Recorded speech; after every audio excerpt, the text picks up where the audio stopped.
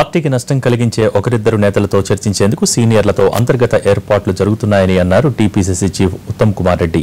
గతంలో చేసినవి చెప్పుకోలేక ఓడిపోయామని, అందుకే ఈసారి అధికారంలోకి వస్తే ఏం చేస్తామో ముందే ప్రకటిస్తామని అన్నారు. 2019ని టార్గెట్ గా పెట్టుకుని టీఆర్ఎస్ ప్రజా వ్యతిరేక విధానాలపై పోరాటమంటున్న ఉత్తమ్తో మా ప్రతినిధి Chandrashekar face to face.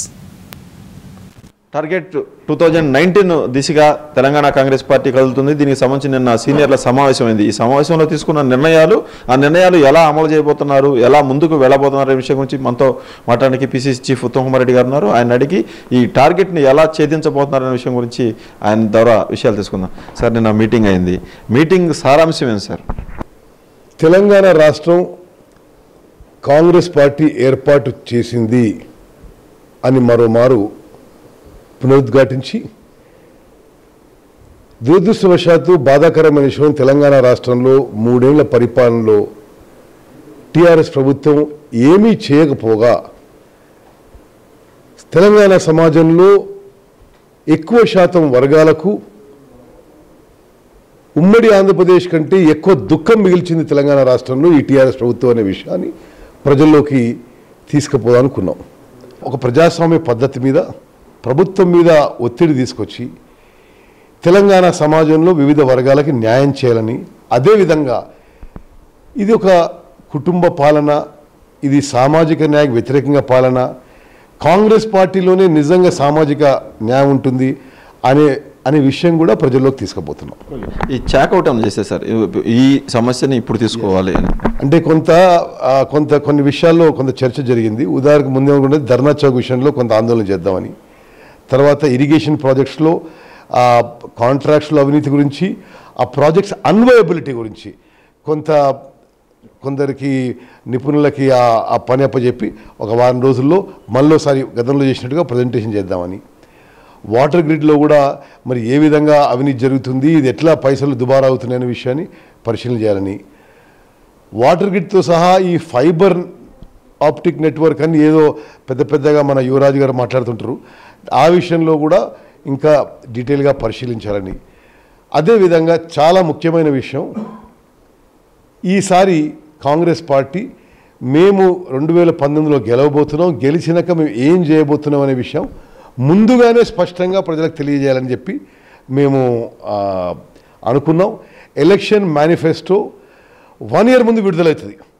Okay, దాని మీద ఎక్సైజ్ ఎప్పుడే తొందరపాటు అవుద్దేమో సార్ ఇది? మీరు ముందుగానే ఇంతకుముందు మీరు ఇచ్చిన ఇళ్లకు సంబంధించి అదనంగా కూడా ఇంకొక గది ఇస్తామని కూడా చెప్పారు. ఇది తొందరపాటు అవుతుందేమో? నో, ఇది పోయినసారి మా అనుభవం ఏంటంటే, మాకున్న అనుభవం, మేము చెప్పే మెసేజు అంత లోతుగా ప్రజల్లోకి పోలేదు ఎన్నికల సమయంలోనే. మేము వచ్చిన తర్వాత ఈ హౌసింగ్ స్కీమ్ వీళ్ళు దాన్ని అంతా గందరగోళం చేసి పెట్టారు, సరి చేస్తాము. అదేవిధంగా మేము వచ్చిన తర్వాత వ్యవసాయ ఉత్పత్తులకు ఆ రోజు ఎవరు కేంద్ర ప్రభుత్వం ఉన్నా మరి కేంద్ర ప్రభుత్వం ఇచ్చే మద్దతు ధరతో సహా రాష్ట్ర ప్రభుత్వం మంచి స్థాయిలో బోనస్ కూడా ఇచ్చి మరి వ్యవసాయం పండుగ విధంగా మేము చూస్తామని చెప్పి మనం చేస్తున్నాం. అభ్యర్థులు కూడా ప్రకటించాలని అనుకున్నాం. నిన్న ఒక చర్చ ఏమొచ్చిందంటే సీనియర్ నాయకుల్లో, ఈ 119లో 60 నుంచి 70 వరకు అభ్యర్థులు చాలా క్లారిటీ ఉంది. అంటే అభ్యర్థుల క్లారిటీ ఉంది, మాకు క్లారిటీ ఉంది. అటువంటి వాళ్ళకి మనం చెప్పేద్దాం. ఎందుకంటే నేను కూర్చున్న వాళ్ళు 30 మంది రాష్ట్రంలో సీనియర్ నాయకులు. సరే, కొంత ఏమైనా మార్పులు చేర్పులు జరిగినా వీళ్ళలో ఎవరో ఒకరు ఉంటారు. అయితే ఈ 60-70 మందికి మీరు పని చేసుకోండి, మీరే క్యాండిడేటు అనే సంకేతం కూడా ఇవ్వాలని చెప్పి అనుకున్నాం. సీనియర్లతో జిల్లాల్లో ఏమైనా కమిటీలు వేయాలనుకున్నారా సార్? ఎస్.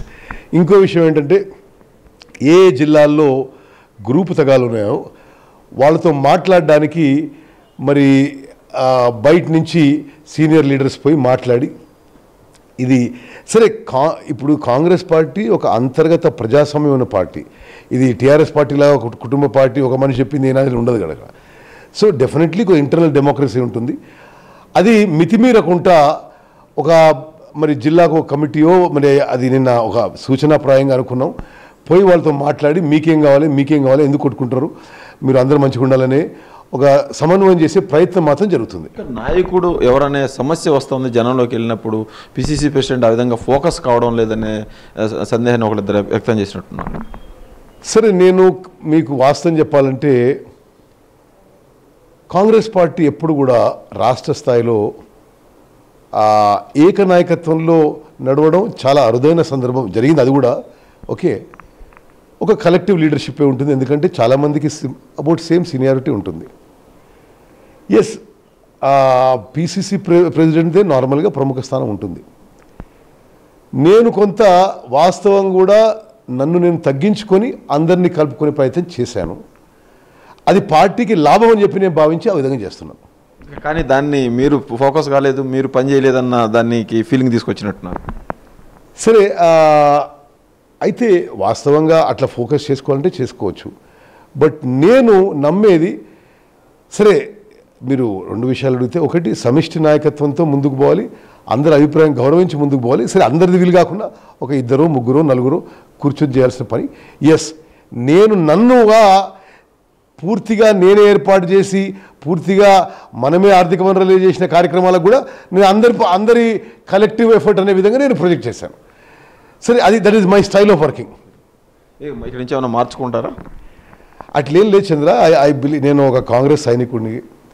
నేను నా స్వప్రయోజనాల కంటే పార్టీ ప్రయోజనాలు ముఖ్యమని భావించే వ్యక్తిని. సో డెఫినెట్గా కాంగ్రెస్ పార్టీయే అనే స్లోగనే ముందుండాలి. వ్యక్తిగతం అంత ముఖ్యం కాదని చెప్పి నేను భావిస్తున్నాను. కాంగ్రెస్ పార్టీకి స్పష్టమైన లక్ష్యాలు ఉన్నాయి. వచ్చే ఎన్నికల్లో గెలవడానికి సంబంధించిన ప్లాన్లన్నీ కూడా సిద్ధం చేసుకున్నాం. ఇక్కడి నుంచి జనంలోకి వెళ్ళడానికి సీనియర్ నాయకులతో కలిసి ఉమ్మడిగా పనిచేయడానికి తాను కూడా సిద్ధంగా ఉన్నానని ఉత్తమ్ కుమార్ రెడ్డి గారు చెప్తున్నారు. కెమెరా